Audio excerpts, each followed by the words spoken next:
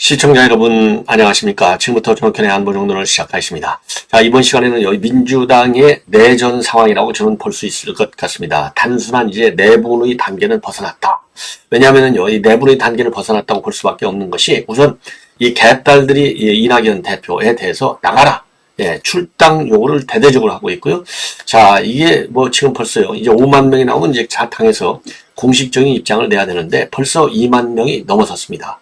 어마어마하게 빠른 속도로 개딸들의 출당료가 커지고 있고, 여기에 대해서 여러분들 잘 아시다시피 지금 이낙연 전 대표의 경우에는 탈당 얘기는 안 하지만 신당 창당 쪽으로는 지금 상당히 강한 입장을 연일 내놓고 있고, 이런 가운데 말이죠, 이 김부겸 그리고 정세균, 이낙연, 그러니까 이제 문재인 정권 내 총리 출신들 3명이서 뭐 이 집단으로 이제 회동한 것과는 아니겠지만은 서로 이심저심 의견을 지금 공유하고 있는 상황입니다. 자, 그래서 이제 내분의 단계를 벗어나서 내전의 상태로 저는 진입하고 있다. 빨리 그야말로 민주당 내전이 나와가지고 이재명을 철저히 고립시키는 작전으로 갈 수밖에 없는 그런 환경을 만들어야 되겠고, 여기에 이제 불을 지를 수 있는 기름 역할을 하는 것이 이제 이 재판인데요. 유감스럽게도 이 재판 1월달 안으로 뭔가 지금 선고가 나오면 굉장히 좋은데 1월달 안으로 나오기는 어렵고, 지금 2월 초에 나오게 되는 이 재판에서 이 결론적 방향이 이제 확정이 되지 않을까. 즉 김인섭 재판이 이제 제일 빠르게 진전이 되는 것이죠. 자, 그래서 말이죠, 이제 울산시장 선거와 관련해서 도 이제 이미 재판이 이제 끝났고요. 그래서 이제 울산시장 선거와 관련해서는 지금 이제 조국에 대한 재수사를 서울고검에 대해서 빨리 결정하라, 이렇게 이제 검찰총장의 특명이 떨어졌다는 보도가 나오고 있습니다. 자, 그러니까 울산시장과 관련해서 이제 문재인을 정점으로 해서 달리는 이런 이제 이 열차가 이제 되어 있고요.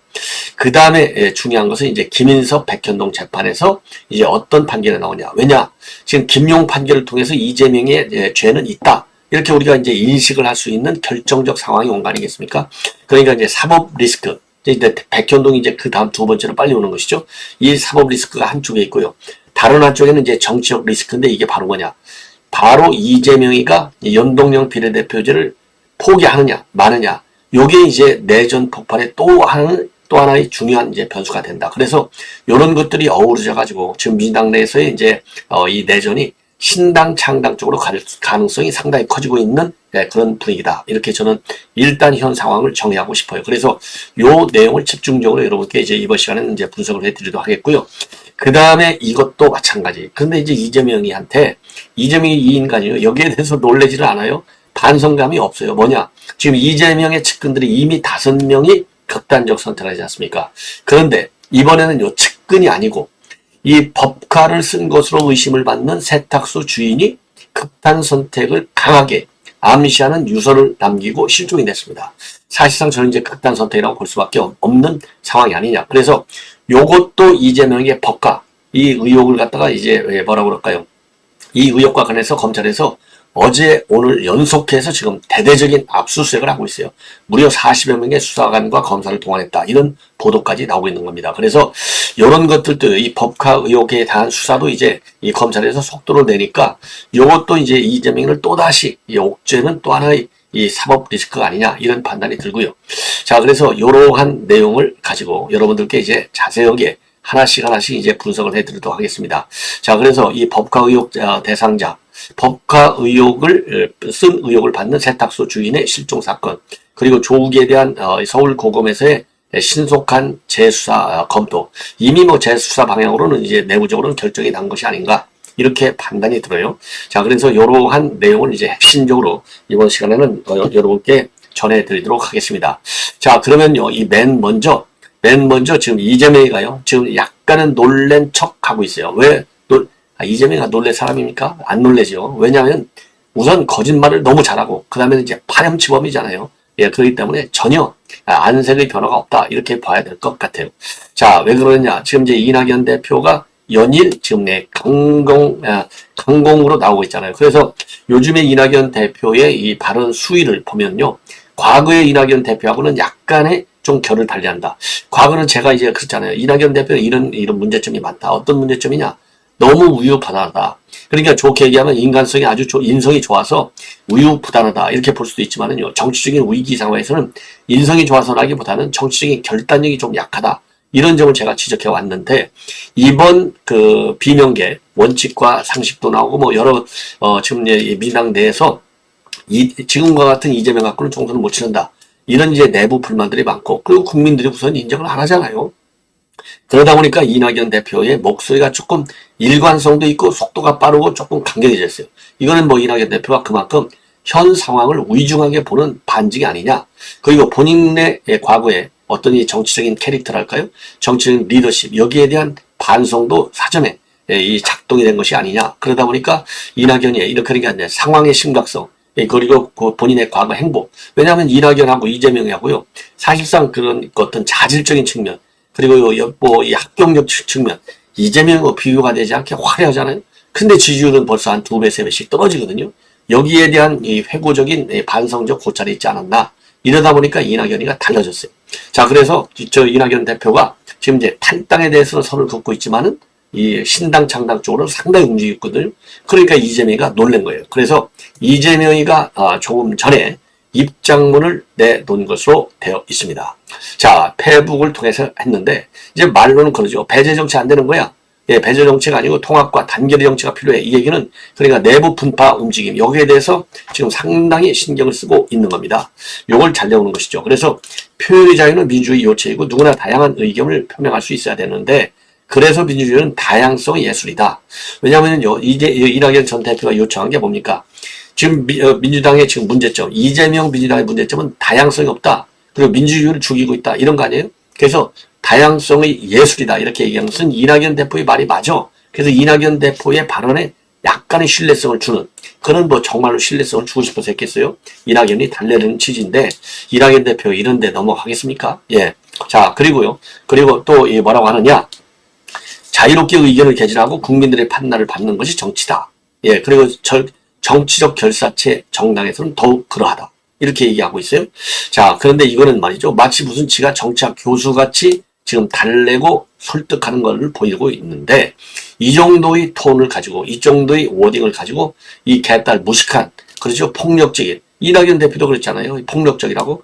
폭력적인 폭언을 정말로 서슴지 않는 개딸들을 이 정도 잔잔한 설득조의 그 논리적인 이 기술을 가지고 과연 달랠 수 있을 것이냐? 저는 도저히 아니다. 그래서 요 얘기는요, 지금 이재명이가 여러 차례, 대여섯 차례에 걸쳐서 이 개딸들이 이렇게 난리를 치면은 뭔가 달래는 듯한 그런 모양은 지우고 있지만은 실제적으로는 속으로는 되게 좋아한다. 왜? 지금 방탄벽이 지금 무너질 위기가 있는데, 요거를 갖다가 이 개딸들의 강성 투쟁으로 인해서 무너지는 방탄벽을 무너지지 않게 하려는 것 아니겠습니까? 그래서 지금 이러한 지금 입장문을 내놓고 있다. 자, 그러면서요, 총선에서 승리해서 정권의 폭주를 멈춰 세우는 것이 민주당의 역사적 사명이고, 함께 힘 모아서 무도한 정권을 심판하고 민생을 회복하는 데 총력을 다하자. 아니, 개딸들이 난리쳐가지고 지금 이낙연 대표도 지금 이제 이거를 갖다가 문제시하고 있고, 그리고 본인의 사법 리스크 때문에 이러한 사법 리스크가 많은 이재명의 당으로서는 과거 정통 민주당과는 너무나 결이 다르다. 이런 점을 지적하고 있는데, 여기서 느닷없이 윤석열 대통령의 심판론으로 나오고 있어요. 이러니까 이게 자아당착적 모순의 이재명이가 지금 빠져 있는 겁니다. 자, 그래서 말이죠. 오늘 오후 5시 기준에서 24,000명이나 동의를 했습니다. 그러니까요, 3, 4, 5일, 3일 만에 24,000명이 됐어요. 그러니까 뭐 5만 명 가는 것은 뭐 시간 문제죠. 자, 그래서 이게 이제 상당히 커지고 있고, 이러한 이재명의 이런 발언은 결국은 중간 답변적 성격을 갖는 것이 아닌가, 이렇게 생각이 듭니다.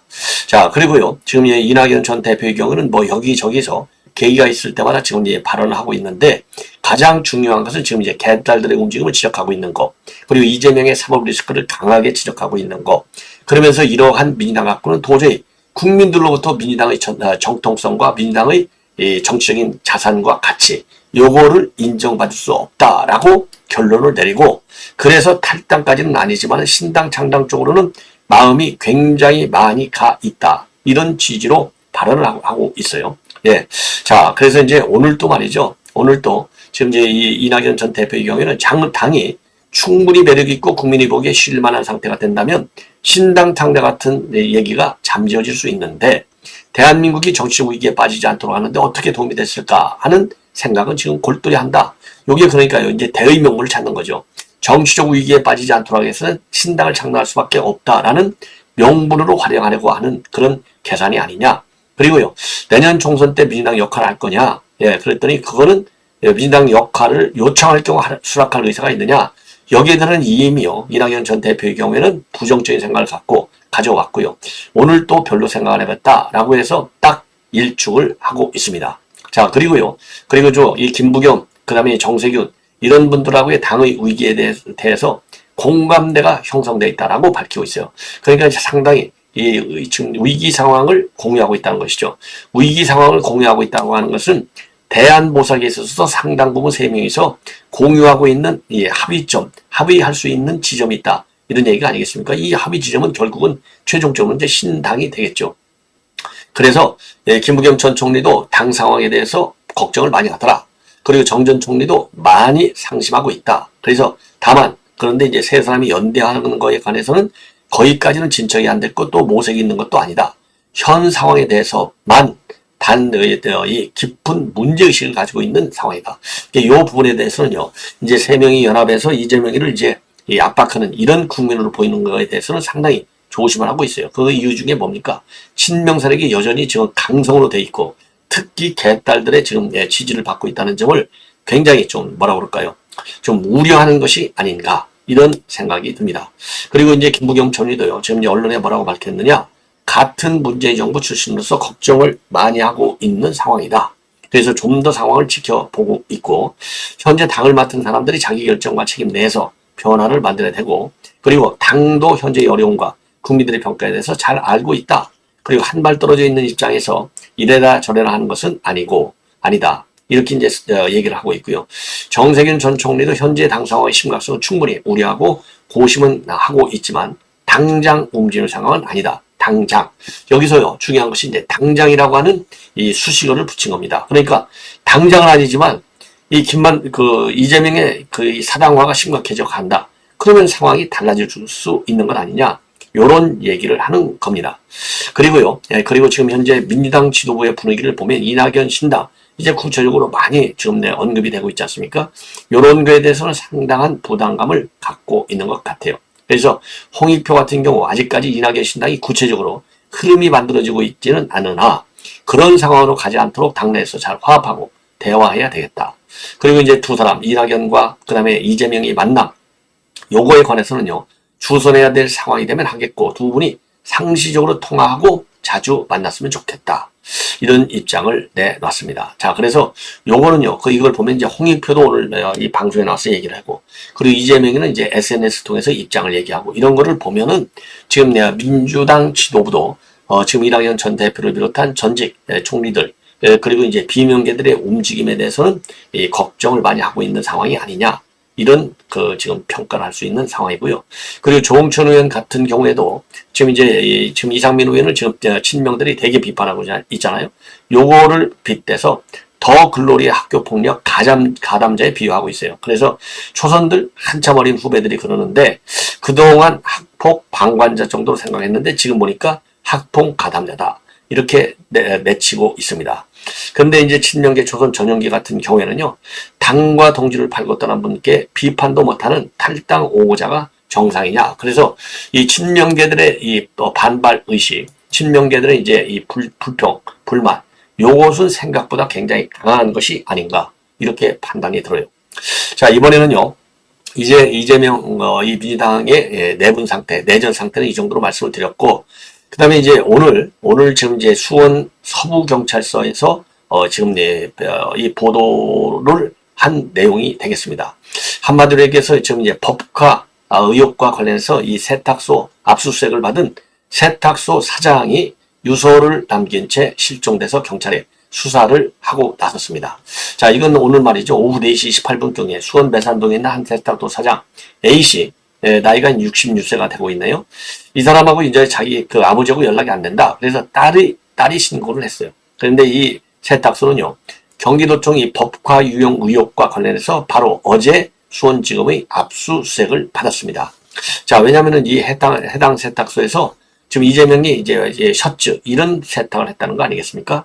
자, 그런데 지금 이제 조사를 해보니까 이 A씨가 극단적 선택을 암시하는 유서를 남긴 것으로 지금 전해지고 있어요. 그래서 A씨가 지금 관련된 지금 CCTV를 분석해서 A씨의 동선을 추적하고 있는데요. 지금 경찰 관계자가 밝힌 내용에 의하면은 사실상 우울증을 조금 앓고 있는 것 같아요. 자, 그래서 이제 조금 더 수사를 해봐야 알겠고, 그리고 이제 어제는 수사관 40여 명을 경기도청 총무과 비서실, 그리고 법카 사용이 의심되는 식당과 세탁소 10여 곳에 보내서 압수수색을 진행했는데, 여기에는요, 이재명하고 부인 김혜경, 그리고 이제 별정지 5급 배모 씨, 배소연 비서관이 피의자로 적시되어 있고, 배임 혐의로 돼 있어서 지금 압수수색을 받고 있습니다. 자, 그래서 지금 이제 이 세탁소, 그러니까 이제 이 공간에서 불과 20분 거리밖에 떨어져 있지 않다고 합니다. 그래서 조명래 씨가요, 이 세탁소를 지명해서 지금 여러 계기에 이제 폭로를 한 바 있어요. 예.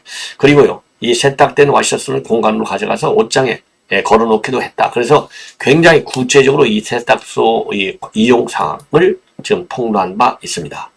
자, 그래서 말이죠. 이제 요것도 아까 말씀드린 대로 이제 측근들의 극단적 선택 못지않게 이 사회적인 파장을 야기할 것이 분명해 보이는 매우 심각한 사건 중에 하나가 아닌가, 이런 생각이 들고요. 자, 이번에는요, 지금 문화일보가 단독으로 보도하고 있는 내용인데, 지금 대검이니까 이제 그 이원석 검찰총장이 되겠죠. 지금 그 특명을 내렸습니다. 왜? 지금 울산시장 선거 1심 판결이 나왔는데요. 15명 중에 12명이 전부 다 유죄 판결을 받았잖아요. 특히 조국 민정수석실에 있는 유죄를 받았는데, 조국하고 이광철 민정수석 비서관의 경우에는 아예 기소가 되지 않았어요. 자, 그래서 아예 기소가 되지 않았고, 그런데 이제 김기현 대표가 최근에 뭐라고 그랬습니까? 조국, 임종석 수사 좀 빨리 해라. 문재인 마찬가지다. 이렇게 딱 3명을 지적해서 검찰에 촉구를 했지 않습니까? 빨리 수사를 하라. 그러다 보니까 이 당에서 그렇게 입장을 내는데 여당이잖아요. 이 검찰에서 가만히 있을 수가 없죠. 그러다 보니까 대검에서요, 1심 판결 이후에 재수사 여부를 신속하게 결정하라 특별 지시를 했다라는 내용으로 되어 있습니다. 그래서 서울고검형사부가요, 지금 이 판결문하고 증인신문 조서 이런 수사 기록을 검토하는 작업에 착수했고, 그리고 필요할 경우에는요, 수사 공소유지를 맡은 중앙지검과도 협의할 예정으로 되어 있다고 합니다. 자, 그래서 지금 이제 이게 빠른 속도로 서울고검에서 지금 재수사 여부를 이제 결정을 내릴 텐데, 지금 이제 문화일보 보도를 보면은요, 조국하고 이광철 비서관은 그 당시 이제 빠져 있었어요. 예, 빠져 있었어요. 자, 왜 빠져 있었는데, 이제 구체적으로 이제 기소 대응을 보면 어떻게 돼 있었느냐? 당시 민정수석실, 그죠? 문혜주 전 민정수석실 행정관이 김기현 관련 첩보를 갖다가 누구한테 주느냐? 이광철. 그 당시는요, 이광철이가 이제 비서관이 아니고 선임 행정관이었어요. 이 선임 행정관했던 이광철하고, 그 다음에 백원우 전 민정관 비서관한테 차례로 보고를 하는 겁니다.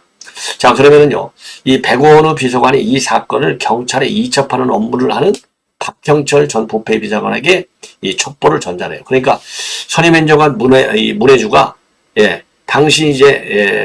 당시에 민정수석실 행정관이 선임행정관했던 이광철, 그 다음에 민정비서관했던 백원우한테 보고하면, 민정비서관했던 백원우가 경찰이 이첩하는 업무를 담당하는 박형철 반부패 비서관에게 첩보를 전달해요. 그래서 이제 이렇게 되니까 이제 이 박형철 이번에 이제 유죄 판결을 받는데 집행유예를 받았죠. 그래서 첩보를 생산한 이 행정관하고 전달하다는 사람은 모두 선거 개입 혐의로 유죄를 선고받았어요. 근데 중간에 있는 이 이광철만은 역할이 모호하다. 그래서 그 당시 검찰에서 기소를 하지 않았어요. 자, 이러한 과정에서 과연 조국이라고 하는 이 사람이 이 함영수사에 이 관련 내용을 보고를 못 받았겠느냐? 말도 안 되는 것이죠. 당연히 보고를 받은 거라고 봐야 되는 거 아니겠습니까? 자, 그래서 상식적으로 조국 수석이 알지 못했다는 거, 이거는 이해할 수 없다. 알았으면 뭐라고 지시를 했을 거 아니에요. 그러니까 기소가 됐어야 되는데, 이 문재인 검찰이다 보니까 이 조국을 정무적으로 판단해서 정치 수사를 한 거예요. 그러니까 조국 임종석이를 빼먹은 겁니다. 그래서 이번에 이제 이원석 검찰총장이 특명을 내린 게 아니냐, 이렇게 판단이 돼요. 그러면 1심 판결문을 보면 박형철 당시 반부패 비서관은 이 경찰의 수사 상황 보고서를 즉시 백원우 민정비서관하고 조국 민정수석에게 보고되도록 하였다. 이렇게 되어 있는 거거든요. 그러니까 조국이 다 알고 있었다. 이렇게 볼 수밖에 없고 판결문에서 조국을 의심하고 있는 상황이 아니겠습니까? 다만 이제 임종석에는 조금 상황이 다르다고 합니다. 이 후보 매수 의혹. 그래서 이제 한병도 지금 정무수석 그 당시 이 한병도 지금 현재 민주당 의원이 됐죠. 무죄가 선고됐다는 거 아니에요. 후보 매수 의혹. 자, 그래서 임종석의 경우에는요. 후보 매수 의혹에만 연루되어 있기 때문에 지금 이제 재수사 여부를 결정하는 데는 조금 더 시간이 걸릴 수 있다. 다만 조국에 대해서는 이 재수사가 이루어지면은 당시 수사로 자천된 김태훈 현 중앙지검 3차장 산하에 배당될 가능성이 상당히 높다는 겁니다. 자, 그래서 이 중앙지검에서 이게 만약에 서울고검하고 이제 중앙지검은 이제 그 긴밀한 협조를 통해서 수사가 빠른 속도로 진행될 것 같은데 조국 이거 빨리 구속해야 될 거 아니겠습니까? 예, 이런 생각이 들어요. 자, 그래서 그런데 이건 뭐 조국 같은 경우 지금서부터 기소하려면 조국 구속영장서부터 들어가야 되는 압수수색 영장, 그 다음에 이제 구속영장, 그리고서 재판 이러니까요. 이것도 하세월이 걸리긴 걸리지만 늦지 않게 서울고검에서 재수사 여부를 신속하게 결정을 하는 것만이 지금 이제 이 조국이 지금 아주 설치고 난리를 치지 않습니까? 자기도 돌을 들지 않을 수 없다라고 돼 있잖아요. 이 돌이라는 게 뭐예요? 돌 들어가지고 지금 이 윤석열 정부를 때리겠다는 거 아니겠습니까? 선거 출마하겠다는 거잖아요. 그래서 이번에 이러한 울산시장 사건과 관련해서 조국이 검찰의 공식적인 재수사에 착수할 경우에는 이 공천 또 출마 여기에도 상당한 이 압박 요인이 되지 않겠느냐 이런 생각이 들고요. 그러다 보면 거꾸로 말이죠. 아니 지금 다 유죄를 받는데도 출마하잖아요. 이래서 이제 이 피해자 코스프레를 하면서 총선 출마 명분으로 삼을 가능성도 역으로 이용할 가능성도 배제할 수 없는 것이 아닌가 이렇게 생각이 듭니다. 시청자 여러분 이것으로 본 방송을 마치겠고요. 이어지는 저희 방송 계속해서 많은 시청을 부탁드리겠습니다. 대단히 고맙습니다.